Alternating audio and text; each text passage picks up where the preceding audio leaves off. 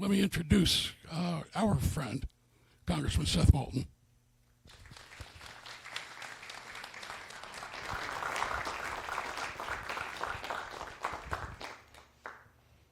Stuart, thank you very much. All right, can you hear me? Yeah. All right, well, thank you very much for having me here this evening.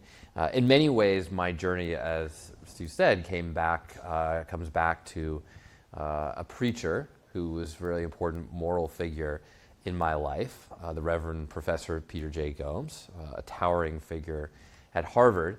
And I'm going to not give you a sermon tonight, but I am going to start with a quote.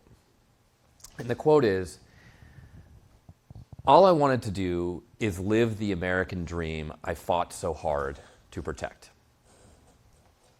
I want to think about that quote for a little bit tonight, because in a lot of ways, I think I have been very fortunate to live a version of the American dream, which is to say that, I may not be the most wealthy or successful person in the world, but by many measures, I'm getting to do some things that my parents didn't get to do, in part thanks to their love and the opportunities that they gave to me.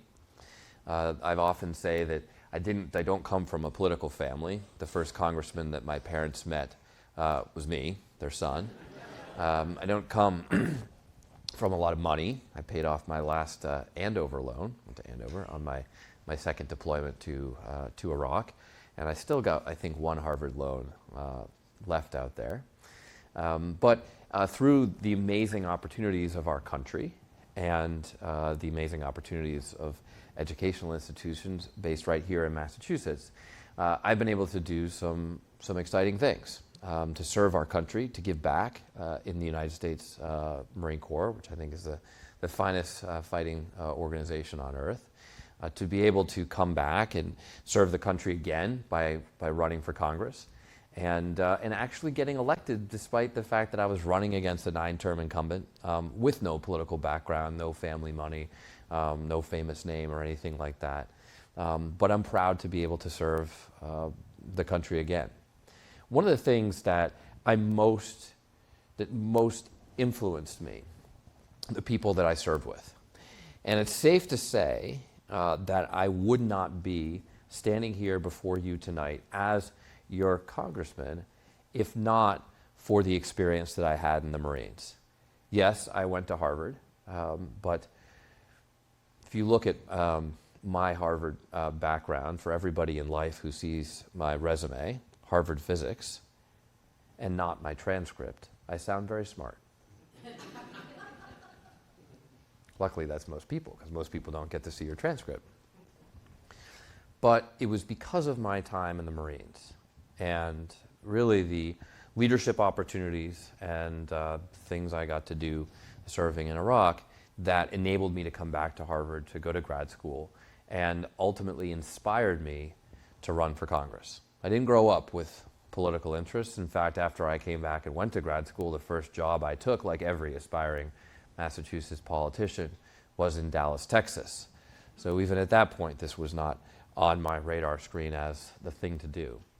But I thought back to the things that I had experienced in Iraq and really the lack of leadership I saw in Washington that put us in that position in the first place. And the consequences of that leadership that I lived and my fellow Marines lived are fundamentally why I decided to serve all of you.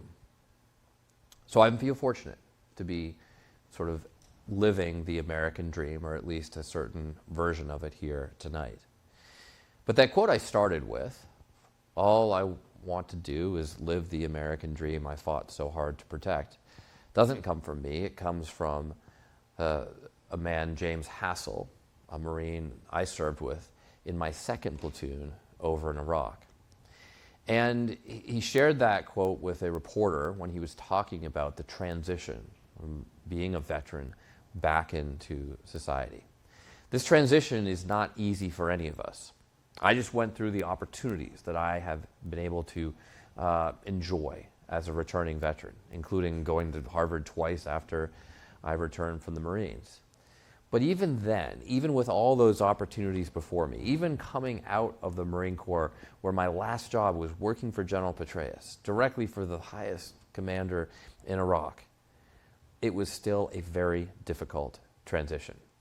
There would be nights I was sitting in grad school and just feeling like, what am I doing here? This is so meaningless, so selfish, so self-serving to just be going to graduate school to increase my earning potential, when fellow Marines I served with are still over there fighting the war.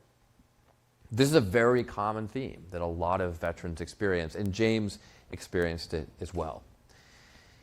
In the summer of 2004, when James and I were serving together, we had a particularly rough day when we came to the aid of a Army Special Forces team that had been pretty banged up in Najaf in southern Iraq. And we went in a building, a school, and were attacked by insurgents inside the building. And a young Marine named Orion from St. Johnsbury, Vermont, was wounded quite grievously by a grenade. James Hassel was there as well. And James, without hesitation, put Ryan on his back and ran him out through 100 yards of machine gun fire to get him to safety and save his life. James was a hero. He risked his life to save a fellow Marine. Ryan would not be alive today if not for James Hassel. But that wasn't enough for James. It was still, as it was for me, a difficult transition coming home. And so he decided that he wanted to continue serving. Much like I have found a way to continue serving myself, James decided to go to nursing school. James was the first person in his family from a small town in Alabama to go to get an advanced degree. James was the first person in his family from a small town in Alabama to ever board an airplane when he took an airplane to boot camp to start his Marine Corps career. After going to nursing school and graduating, he got a great job in Southern California at an emergency room. And he worked there long hours, literally saving lives in his professional career. But he still struggled with post-traumatic stress. And so, like many of us, he went to the VA. And like so many veterans, rather than being able to see a therapist because they're in such short supply, James was regularly just sent home with medications. And his wife, Cheryl, would say that he would stand on the street corner at night and talk on the phone, long conversations with fellow vets, including myself, about our experiences, finding himself in a different world, she would say, but coping, ultimately, with coming to terms with what he had seen and how he's living his life back home. But one night, it was too much. And through the prescriptions just given to him by the VA, his heart stopped and he lost his life. And so James, although he got a snippet of it, never really got to live that American dream that I feel like I'm living before you here tonight. And I share that story because in so many ways, James and my life intersected. And the themes are very similar, even though the backgrounds and opportunities were quite different. Those themes, I think, are common among many veterans, if not most veterans in the United States of America today. And so why is it that some veterans survive and thrive and other veterans end up on a street corner and lose their lives? Well, a lot of it has to do with navigating the transition home. If you can come and take the leadership lessons that you learned in a place like Iraq, bleeding fellow Americans in some of the most adversarial circumstances on earth, then you can apply those skills back home, to school, to business, to succeeding in your community. Veterans vote and participate in civic institutions at higher rates than other citizens. Veterans have higher lifetime earnings than fellow citizens. But veterans also have higher suicide rates, higher homeless rates. And so there's this bifurcation of the population where some do extremely well and some fall off a cliff. Helping veterans with that transition has therefore become one of the most important things that I do in Congress. And it's manifested itself in different ways. The very first bill I passed was the Faster Care for Veterans Act, to just make it possible for veterans to get appointments more quickly at the VA. I'll never forget when a Marine in my first platoon called me and said, I want to talk to you because I'm thinking about killing myself. And I just called the VA to speak to a therapist. They signed me up for an appointment in 3 months. And I told them, I'm not thinking of killing myself in 3 months, I'm thinking of doing that tonight. So we talked, and he's still alive and he's doing well.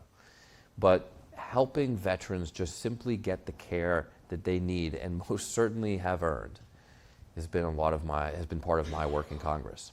I've also passed a law that I co-authored to establish 988, the National Mental Health Hotline, which serves a lot of veterans, as well as a lot of other groups of Americans who find themselves or a loved one in a mental health crisis. It literally saves thousands of lives a month, and we're very proud of that work. But in so many ways, it still comes back to those experiences that I had as a Marine in Iraq. So I think that as we approach Veterans Day this year, and think about veterans in our community and the wars that they've had to fight over the years, it's important to think about the lives that we all continue to live back here, and to recognize that so many veterans have so much to offer. They want to continue serving. We want to continue giving back to a country that we love. But we need to find those opportunities, and sometimes it just takes a helping hand to navigate that transition from a life of service overseas to a life of service back home. So those are my quick remarks about Veterans Day and the story of 2 Marines, myself and one other. But I'd be delighted to take your questions about veterans or anything else. We can certainly start with that if you'd like, but if you'd like to navigate to other things, there's a lot going on in the world today. I'm happy to go wherever you'd like to take us. So.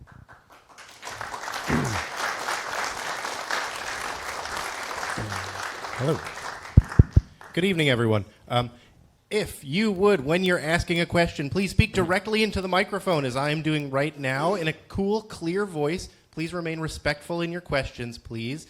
This is not just for everybody in the theater, but for our recording later. So please speak directly into the microphone. I will pass 2 around for questions.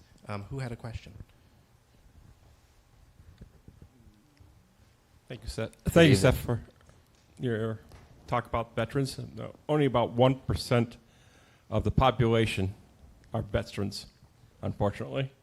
People just don't serve like they used to serve. I think when I served, it was 71 to 75. There was more. Most of us did it in my case, enlisted so I didn't have to go to Vietnam because I joined the Navy. So I wasn't a combat vet. And hats off to all the combat vets. In any case, my question is, seeing there's only 1% of the population are vets, how do you get the other 99% of the population that are disenfranchised with the government, not interested in voting, or when they vote, but they vote for the wrong person because they think that person can get them something? It's like John Kennedy was not asked what, probably can say it better than I can, That's not what your country can do for you. Yes, exactly. But what you can do for a in country. their case, they're saying the opposite. What can the country do for me? Well, look, there is a very small percentage of Americans who serve today. And that means that a lot of Americans just don't have the experience of growing up or getting to know veterans in their community. Back in 1995, which is not that long ago for all of us here, when I was in high school, about 3 times as many American kids grew up with a veteran in their household than today. But there are a lot of Americans who are still great Americans, even though they didn't get to serve in the military. So there's a couple things that I'm thinking about in Congress with regards to this divide. The first is that I'm a huge champion of national service. And I think it's a great thing for young kids to serve their country, but not necessarily in the military. My parents graduated from Brown in 1968, 1970. And shortly after 9/11, when I was going into the Marines, my mom was interviewed by a local newspaper. and said, well, and the newspaper said, well, aren't you so proud of Seth for serving in the Marines? And my mother, like a great 1960s hippie, said, I would only have been more disappointed in Seth if he had chosen the life of crime. And I know that there's a number of you out in the audience here tonight who are thinking, oh my gosh, I can't believe she said that. And then there are a number of you, especially the mothers, who are saying, right on, that's exactly what I would have said too. But the point is that there's a real gulf of understanding between many Americans and those who serve the country, especially in our military. And so one of the things that I have done to try to bridge that divide is start a tradition of veterans town halls. We held the first in the nation in my hometown of Marblehead about 8 years ago. We have our, I think, 8th or 9th annual coming up this year on Monday. And the opportunity of veterans town halls is for a veteran to get up and tell a short story, not the story of 2 Marines, but maybe just a story of one, a story of service and how it's impacted their lives back home. And to tell that story, to share that story, not so much with fellow veterans, although fellow veterans are certainly welcome to come, but with the community that they fundamentally put their lives on the line to protect. And to try to bridge that gap of understanding so that even among those who didn't serve, they kind of get us a little bit better and maybe understand a little bit better how to help.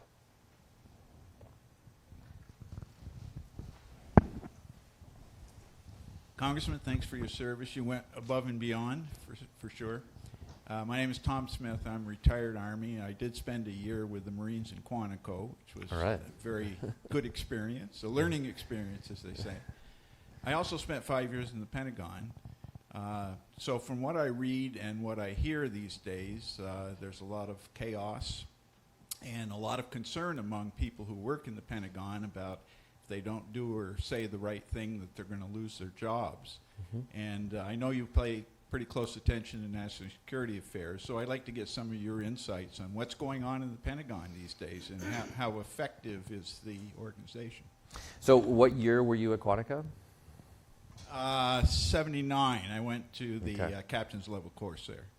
So you were there for the captain's course. I was going to ask if you went to go get a lecture from a Fox News host, because that seems to be why military officers are going to Quantico these days. Was actually before Fox News, I think. Yeah. Look, as you might imagine, and as your question implies, there is a tremendous amount of frustration, disillusionment, and downright concern among the General Officer Corps in particular, those are generally the people who are in the Pentagon, with what's going on with the Secretary of Defense and the President of the United States.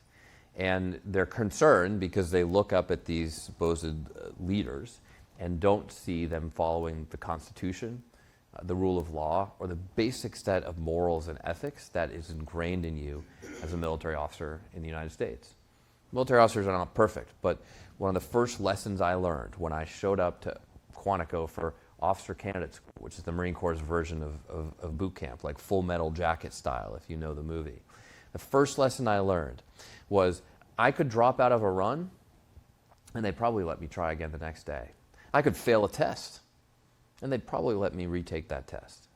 But if I lied about anything, I'd be packing my bags that afternoon. That's how important integrity is when you serve in the United States military. And whether you love Trump or you hate Trump, no one can look at that man or his Secretary of Defense and say, there's a model of integrity. And that's a fundamental problem when you're serving in the United States military. From what I hear serving on the House Armed Services Committee, the Pentagon is in chaos.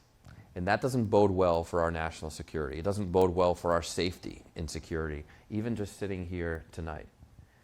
It certainly doesn't bode well for what we're doing all around the globe. Even the simple act of taking all these commanders from their important positions all around the globe and putting them all in one place, telling the entire world about it 2 weeks in advance, all to get a lecture, is just absurd. The one silver lining in that experience is that if you looked at the videos of that crowd of stoic faces, of leaders of our troops, I guarantee you that their respect for this administration did not go up, being forced to sit there.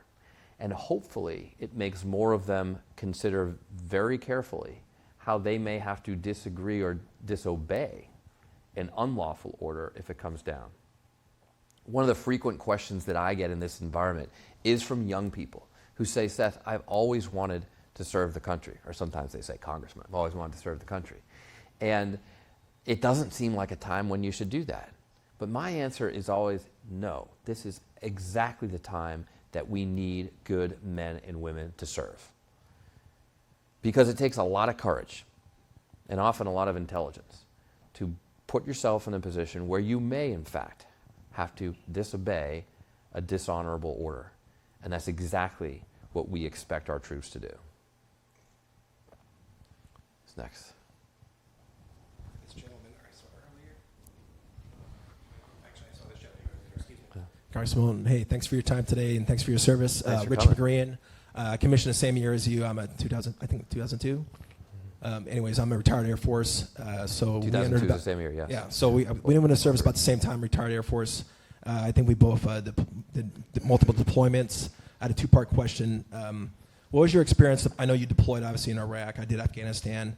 But what was it like going back to Afghanistan with a child? I know it's different. It's a different choice when you're going overseas in harm's way, but then with a child as well. I know for me, going to Afghanistan without children was a different experience. You know, I was more like gung-ho, but when you're going overseas in harm's way with a child back at home, what was your mindset? Because I know for me it was a lot more heavy. It was more challenging when I had to go do another deployment like that. Second part question, when you finally, next year, when you do serve on a SAC, Armed Service Committee, hopefully I'm pulling for you, what do you see? Right now I'm a government civilian right now, so I retired now, I'm civil service. So I work a lot of stuff in doing Pacific Theater, but also, I have a lot of interest in, Middle East. Where do you see ourselves in the future in the Middle East, in our relationships there? Obviously, it's still a lot of turmoil.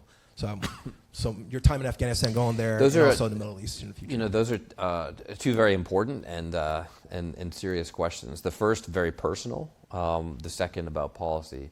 Let me start with the personal question, and it's not a question I expected to get tonight, but I love it because it really does hit home for me. As some of you may remember, during the chaotic withdrawal from Afghanistan, we had no idea what was going on in Congress. We were asked to make decisions with almost no input from what was going on the ground. And so in the midst of that chaos, myself and a fellow a veteran, we happened to be the two people in Congress that actually spent the most time on the ground in Afghanistan, not in a military organization. We decided to make a trip over there to understand what was happening. So we flew into Kabul. We were very careful in how we did so to make sure we did not disrupt the evacuation in any way. But we immediately learned things on the ground that informed decisions that we made in Congress. And not to mention, we also were directly responsible for saving dozens of lives of allies who were all veterans across the world at that time were fighting to get out of Afghanistan and to protect. But the night that I left to go to Afghanistan was when I thought about this for the first time, because I had served before I had kids, even though I commanded young men who had, many of them, kids.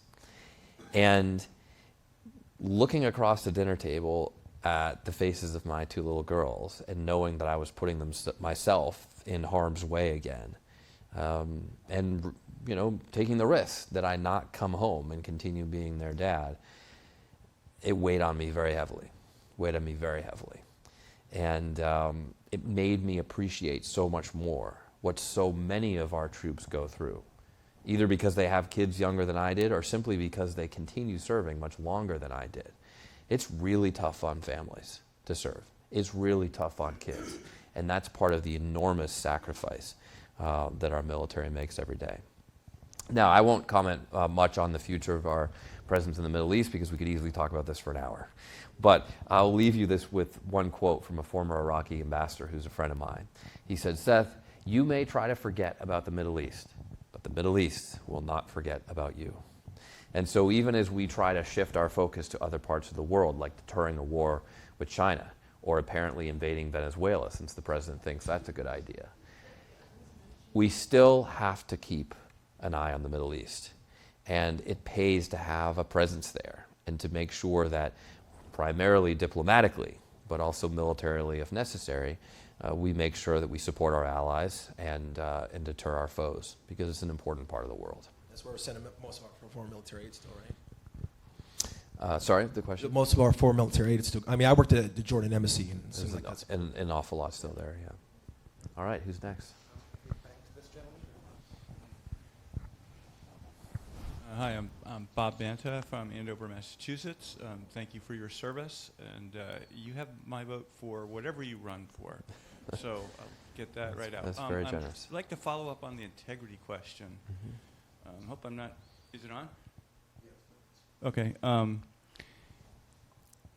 Right now, the military is bombing boats out in the Caribbean Sea and in the Pacific, just without any evidence on really what the people in the boats are doing. They may be drug runners, may not be. They may be fishermen. Where in the military chain does the decision of whether that's legal or not come from? And why is the commander of the naval commander going to retire in the next couple of months rather than just saying, no, this isn't legal, we can't do it?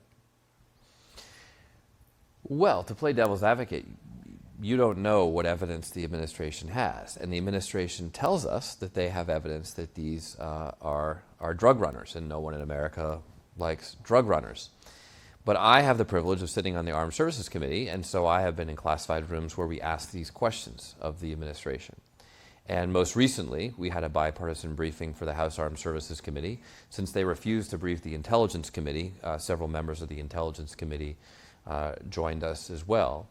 And we asked for 3 briefers: decision makers from DOD who are conducting these operations, the JAGs, the lawyers who authorized them, to the point of your question, and the intelligence officials who gather the intelligence to justify the actions that the legal officers say we're allowed to take. Well, conveniently, they canceled the lawyers at the last minute just before the briefing. So every time we asked a question about the legalities, they said, well, I'm sorry, the lawyers aren't here. And they didn't bring intelligence officials either, even though they've never briefed the Intelligence Committee.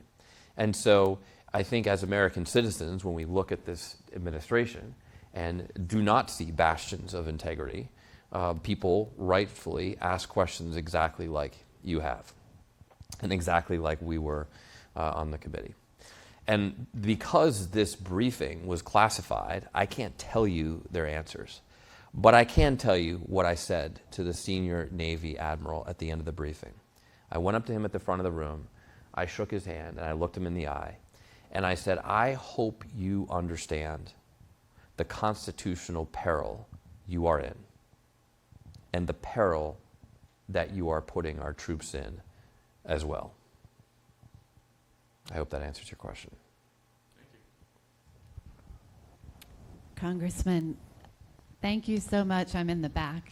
There's some lovely voice. I'm way in the back. There. I have no military service experience, but Thanks thank for you for coming. your service.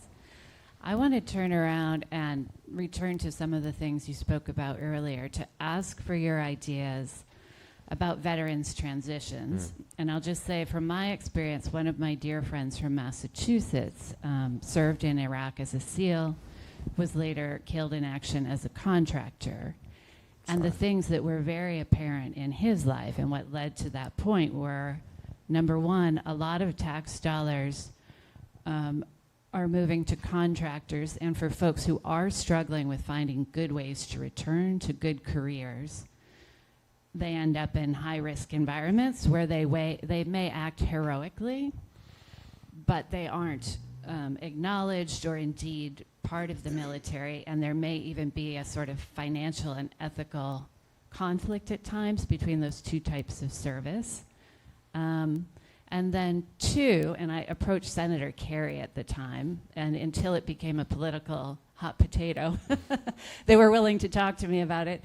I asked, like, why can't we have something almost, I called it a warrior corps, but something where folks with, you know, high vigilance, medics, excellent skills who want to help people.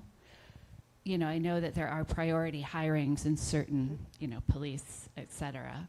But, you know, can we do better is the question, and how can we do better at helping Great these question. folks transition back is my question. Great question, and I'm very sorry for the loss of your friend. Let me be upfront. I am totally opposed to military contractors. I think it's simply a way to skirt the moral and ethical rules around rules of engagement in warfare. And we've seen the effects of this with some of the cases that have come out of Iraq and Afghanistan. And number two, it's a way for politicians, particularly in the administration, whichever administration it is, and both Democrats and Republicans have used contractors, although this really took up, really picked up speed during the Bush administration. It's a way to get around the numbers and say, we don't have many troops over there. And what we're going to see happen in America is that all these hundreds of thousands who served as contractors in Iraq and Afghanistan, often doing military work, like your friend, they're going to have the same post-traumatic stress. They're going to have the same burn pit cancers. They're going to have the same needs for care when they come home, but conveniently, they don't qualify for any of it. And that is a burden that our society will have to bear. Look, if we could do this all over again, I would make the Department of Defense and the Department of Veterans Affairs the same organization, so that every time you make a decision to put a troop in harm's way, you understand the cost, not just of him or her risking her life overseas, but the cost to all the rest of us for when they come home. And we are not being honest about that cost in America. And that's why we let a lot of veterans fall through the cracks. But the opportunity that I really work to emphasize is that veterans have so much to offer when they get home, which is exactly part of your question as well. You know, you have these unique skills. Some of them make it harder to live normal lives, but some of them also can be put to great use in serving in our communities. And that's what we have to do, is just help bridge that gap. And if we do it, it won't just be a cost burden for us to absorb as a society, even though we absolutely should do so if that's the case. It's the cost of having a democracy. It's the burden that we have to bear when we send young men and women to fight. But also it's an opportunity to improve our communities, and that's why I'm working so hard to bridge this divide. So thank you. Congressman Moulton. Yes, sir. It's an honor and a privilege to talk to someone who went through Quantico. Thank you very much. Furthermore, my life has been privileged. I graduated Andover High School in 1964. I went to the University of Vermont, took an extra semester to study political science. I wanted to go into the service. When I left school, I was denied because, not my fault, the ROTC commander at University of Vermont sent a letter to the doctor saying I was one line nutcase because I didn't want to make a career of the Army. My grades in ROTC freshman year were A and A+. He was one of the teachers. He would have rather had a command of combat arms. Therefore, all I can talk about is reading about your hero, David Petraeus. When he and Stanley McChrystal talk about their training in the Ranger School, a month and a half with only having a backpack, first aid kit, and surviving in Georgia. That's one heck of a story. When I read about Ulysses S. Grant, who actually, at a Potomac, said to Robert E. Lee, "No, sir, keep your sword. You earned it. I don't want to denigrate any soldier who fought against me." Did you know that Grant had a big breakfast for all the troops? And when the Confederates started marching out, the Union band played Dixie, That's all I can say. I could tell you some more. Okay, no, thank you very much. Thank you for your I don't want to comments. exaggerate the power of the written word. General Eisenhower, the most political general there had to be to bring about D-Day. Well, sir, thank you very much for your comments. I appreciate it. Thank you. All right, who's next? Hey, Congressman Moulton. Joe LeBlanc, Good to Veteran see you. Service Officer for North Andover and Boxford. Iraq vet, Ramadi 06, and then Afghanistan 2011, Kandahar. 2 weeks ago, a gentleman I served with, who was still in, Lieutenant Colonel Dennis Dix, took his life. He was a social worker in the Army, teaching suicide awareness to troops, working in a mental health clinic. He had come home, he had put all his finances on the table and disappeared. And they found him that night.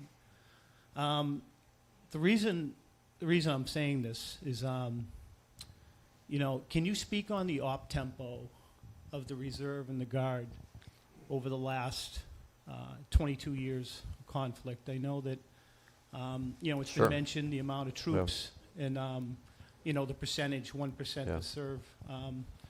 There's just maintaining a presence throughout the world and 2 theaters of combat. Sure.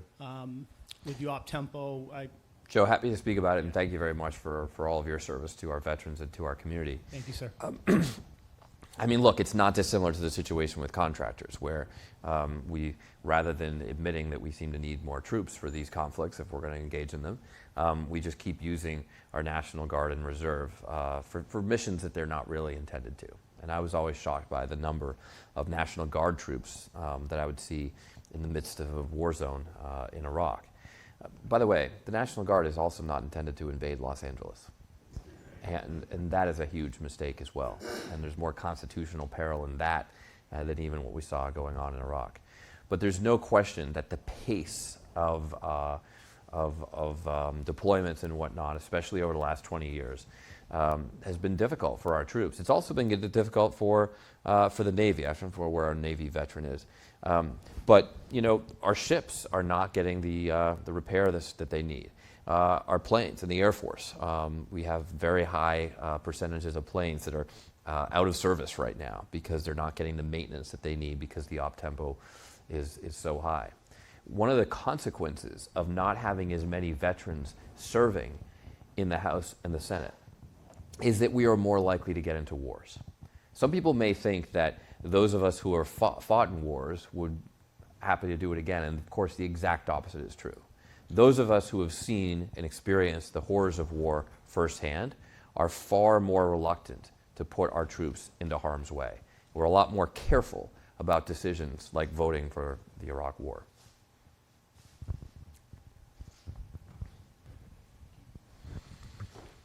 Congressman Moulton, you mentioned about China at one point earlier in the evening. This is a question about what is the United States prepared to do at this point to prevent China from invading Taiwan? And number two, if they did invade Taiwan, what would we do then? And I don't know how much of this you can answer. Well, you've asked a heavy question, because I think that the greatest risk in the world today, for all the terrible things that are going on, from the risks, the direct risks of this administration that I've been referring to, the way that they seem to be shredding the Constitution before our eyes, the climate risks as the climate changes all across the globe, the most significant risk in the world today, the risk that I am most worried about for my 4-year-old and my 7-year-old, or she would quickly correct me, 4.5-year-old and 7-year-old, is the risk of war with China. That is how grave that risk is. A lot of the war games have such a conflict going nuclear very quickly, in some ways for technical reasons I won't bother to get into. But the point is that if we care about the safety of our country and this planet, we have got to prevent a war with China from happening. And the way we prevent a war from China happening is to make China absolutely convinced that we will, in fact, stand up for our allies if they decide to start this war. And that's why it's so important that we have a presence in the Pacific and we make it very clear that we are there to deter this conflict. So that whenever Xi Jinping looks out at Taiwan or other places that he might like to invade, he doesn't just see a few U.S. ships, he sees a whole set of allies who want to stand up for our rights and democracy. Unfortunately, this administration is calling into question our willingness to do just that. It calls into question our deterrence, and therefore makes it more likely that Xi Jinping will start a war like he has said he wants to do. Why is this the case? Well, because first of all, Trump has simply said he doesn't know if we'll defend Taiwan. That's an incredibly dangerous thing for a U.S. president to say. Second, he's moving a lot of forces out of the region because apparently there's a greater national security threat from Maduro in Venezuela than there is from Xi Jinping in China. It's absurd. And third, he has set an example in Ukraine that autocrats can get away with invading other countries, which is incredibly dangerous. So when you go to Ukraine fundraisers or volunteer events, it's not just about standing up for our allies, it's preventing war that we're doing with a smart Ukraine policy. And when you ask questions about why the president is doing what he's doing in Venezuela, as I'm vociferously asking today, it also has to do with preventing war with China. If China decides to invade Taiwan, we have two options. The first is what this president seems to imply, which is to say, okay, go ahead, Xi Jinping, and have it. That's likely to result in a war anyway. And if Xi Jinping thinks that's what we're going to do, it's much more likely that he will start such a war. But it also means that even in the best of circumstances, China will control every advanced semiconductor, several hundred of which are sitting in this room today. So we can't even have a conversation like this in the United States of America without putting our cell phones in a lead box outside this room before we begin. I don't think that's how we want to live. More likely, Taiwan will not let China actually get the semiconductor fabs. And as a result, even if they invade the island, we'll see a depression about 10 times worse than the Great Depression of the 1930s. The second option, of course, is that we actually defend Taiwan. As a member of the House Armed Services Committee, I can tell you that if we get in that war with China, I think we can win that war. But in the best of circumstances, we're talking about Vietnam War level casualties in the space of a few weeks. Waking up tomorrow and having 2 U.S. aircraft carriers with 8,000 U.S. sailors at the bottom of the Pacific Ocean. That is not acceptable. And so the point is that when those are the only 2 things that can happen, and both are horrific, we have to succeed with deterrence. And President Trump is putting that at risk. Now that I've cheered you up, let's ask a different question. We may have time for one more question. Hi, I'm Chris Banta. I'm from Andover, Massachusetts. Hey, and Chris. That's a hard one to follow up with, I'd have to say, follow up on. Probably as a preface to my question, I'll just say that, my background was engineering, and I spent my entire career as a software engineer for medical products. But I also grew up during high school when the military academies started admitting women. And I actually had 2 friends from my graduating high school class who were in the 3rd class of women at Annapolis. So I'd have to say, when I heard that they were going into the military academies and willy-nilly just eliminating clubs on campus based on the terms of what that club's name was, i.e., if it was Society of Women Engineers, which I am a member of, we're going to can it. If it was the African American Engineers, we're going to can it. And the stupidity of that, to my mind, because apparently there was a female leadership group, I believe it was at West Point, that used a Latin name, so it didn't have the word women in it. It took them about 4 days to figure out that they weren't doing this on a, let's look at all of the club basis. I guess what my question comes to, and I've seen also that different groups advocating for different subsets of the military. I'm not even going to talk about diversity, but there are different subsets of by gender, by ethnicity, by background. We have enlisted people, we have, the officers and this type of thing. They've been eliminating things that have gone back to the 50s in terms of what do you do with a pregnant female soldier? Mm-hmm. And that's not just a female issue. A lot of military people happen to be married to other military people. Mm-hmm. So how do you do the parental leave for each of those two things? Talking about the supplies that are necessary for different reasons and different illnesses. Can you speak to what you think is happening in the military academies? Has that just been... What I think is happening is that this administration is politicizing our military. That's what's going on. This administration sees our troops as pawns. Whether they want to start a confrontation with the citizens of Los Angeles or the citizens of Washington, D.C., or they want to simply use and abuse our troops at our military academy. They see our troops as political pawns, and they are doing these things to make a political point, to advance their political agenda. And there's nothing, I think, well, there's nothing, but there are a few things more dangerous than just fundamentally politicizing our military, because that's the definition of fascism. That's the definition of an authoritarian regime, where the military works for one person or one political party, not for the people of a democracy.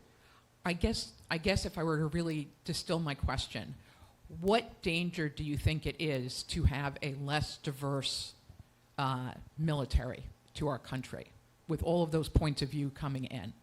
Well, because I would have to wonder how people are dropping out or not applying.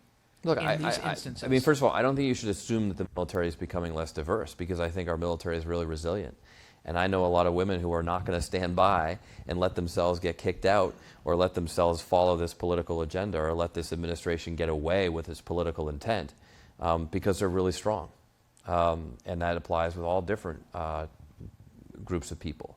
Now, in certain cases, I've, for example, fought very hard for the rights of transgender troops to continue serving, and this administration is just simply cutting them out and making it illegal for them to serve. But when it comes to just eliminating women's organizations or whatnot, it's a terrible thing to do. It's unjust. It's undemocratic. It may, in fact, be unlawful. We'll have to wait for the courts to decide. But I don't think all those women are going to quit. I think they're going to keep fighting. So the reason that we have a military that reflects our country is because we are citizen soldiers, those of us who serve. And I think that relationship between a citizenry and its troops is fundamental for a democracy. And it's one of the reasons why I do believe in expanding opportunities for national service, not making it mandatory, but almost getting to the point where maybe sometime in the future it will become an expectation. That when you get interviewed for a job when you're 30, one of the first questions you get asked is, where did you serve? And maybe it was in Iraq in the Marines. Maybe it was in Boston in City Year. Maybe it was in New Orleans in AmeriCorps. Maybe it was in Guatemala in the Peace Corps. But American citizens, much like John F. Kennedy said, have an expectation, even an obligation to do something to give back to this country, or to give back to other people in need all around the world. I think we'd be a stronger country if that were the case. I don't think that Donald Trump would be abusing the military if he wasn't a draft dodger, if he hadn't let someone else go in his place to Vietnam. I don't think that this administration would be taking advantage of our troops if they took seriously the sacrifice and service of our military. So this is a perilous time that we meet on the eve, by a few days, of Veterans Day 2025. It's a dangerous time in the world, and it's a dangerous time in the United States of America. But what I hope you can all see through this fog and through the pain and uncertainty of this moment is that there are an amazing number of great Americans who continue to put their lives on the line for this country, who believe in the Constitution and will even fight to uphold it in the face of an administration that seems not beholden to it at all. And that's one of the things that makes me most proud to stand before you as a veteran tonight. Our military is not perfect. Our veterans are not perfect. But there's no greater group of Americans that I've met than those I was honored to serve with. And we need to take care of them when they get home. We need to recognize what they have to continue to offer our country. And I think a lot of them are going to stand up for democracy if it comes to that. Let me conclude by just saying this.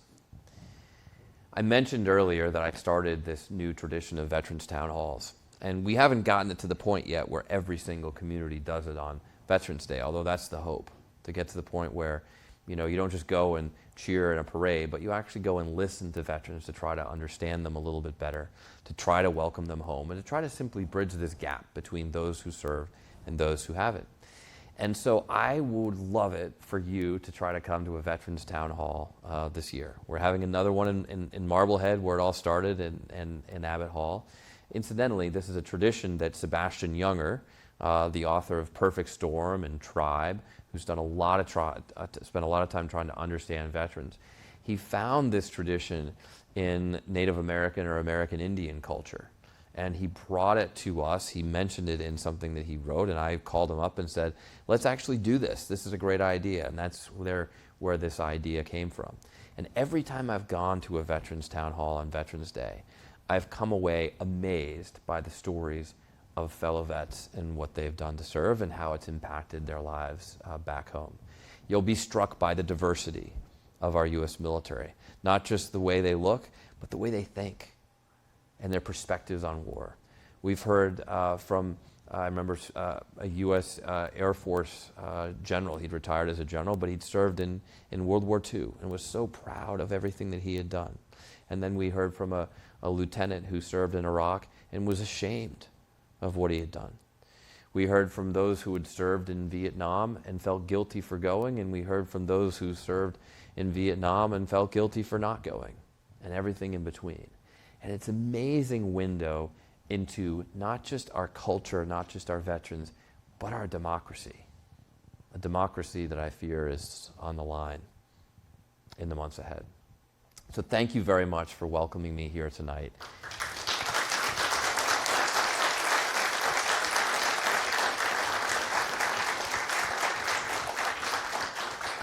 And Stu, thanks very much for having me.